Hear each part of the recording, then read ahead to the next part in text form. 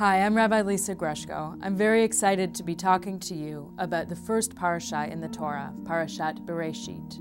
Bereshit means in the beginning, and this parsha describes the very beginning of the world in which God creates the sun, the moon, and the stars, plants and trees and flowers, and every animal from elephants to ants. It's an amazing scene to imagine.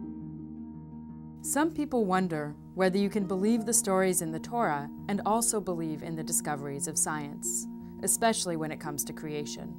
I think it's absolutely possible because really, science and the Torah are asking different questions. Scientists are asking, how was the world created? The Torah is asking, why was the world created? We'll begin to find answers in this week's parasha. If you look closely at Bereshit, you'll find that there are not one but two stories about the creation of human beings. The second one is the one most people talk about.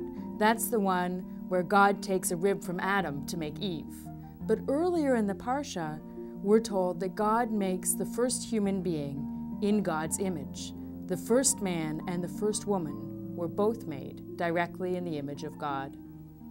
What does it mean to be made in the image of God? After all, we don't even know what God looks like. And if I'm made in the image of God, does that mean that God looks like me? But if you're also in the image of God, doesn't God look like you too? This could get very confusing. But there are two other lessons in Bereshit which really are important. The first one is that if we're all made in the image of God, then some people can't say that they're better than others.